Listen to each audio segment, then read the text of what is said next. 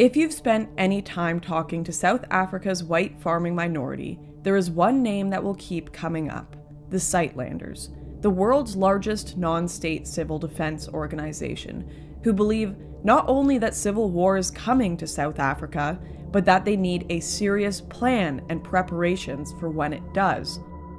I sat down with Simon Roach, head of the office of the Sightlanders HQ, to find out more. We recently had a protest in South Africa against farm murders. The protest was called Black Monday. No buildings were stoned, nobody was assaulted, no women were raped in side alleys, nothing was burnt, no city halls were burnt down, no municipal offices, no nothing. It was entirely peaceful. And afterwards our Minister of Defence said that if whites stage another such protest, they will bring a civil war upon themselves. They will provoke a genocide. Fundamentally, we're saying we believe that the trajectory of our state suggests that it is going to end badly, that this trajectory is going to collide with a wall or a window or whatever. And we are preparing for that, preparing to look after our people, who will most certainly be the first targets in a race-based civil war. That's beyond dispute. After our conversation, Simon introduced me to a local Sightlander who offered to show me their preparations. Okay, so these are the preparations of the Erasmus family, which includes a hydroponic system to be taken with them in their vehicles in the event of a civil war, a nationwide anarchy crisis. And these will be laid in their vehicles and taken down so that they can start crops from scratch in any remote area as long as there's water. So they have five cars in their clan, you could say, and then they have that truck that will carry a whole lot of stuff. When they move out, they're building a sort of canopy for the truck for refugees that they will pick up. It's obviously just in the early stages. That's a dryer for all the veggies. You can even dry meat inside it, you know, and to prepare that food. You know, that can keep us 2-3 years, definitely. The family doesn't use it for its day-to-day use. It's specifically a preparation for a nationwide anarchy situation.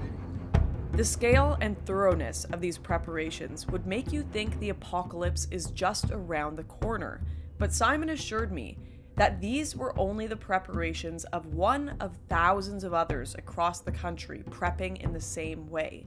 In fact, every year the Sightlanders hold a huge evacuation drill where different groups from across South Africa carry out a complex run-through of their plan for when civil war breaks out, something they believe is inevitable. I can tell you that Sightlanders leadership is of the opinion that within 5 years, as the absolute outside date, a civil war will begin in South Africa. All this talk of civil war seemed extreme, so I asked Simon how he thought this nation could go down such a dark path. I think, Lauren, that it would be a very spontaneous, sudden thing, for the simple reason that South Africa is a bubbling cauldron at the moment. You have seen across South Africa these spontaneous events where people run into a bunch of H&M stores and smash them down. You've seen for yourself this very morning. We arrived on the scene a very short while after a nature conservation facility had been burnt to the ground by disgruntled neighbors. Perhaps it was people who felt that they were owed more jobs or something. We don't know. But these things happen so quickly, and so many people are embittered at the moment. Our government is woefully unable to provide modest governance. The Sightlanders have been criticized by mainstream politicians and media alike for their dramatic approach in dealing with the country's problems.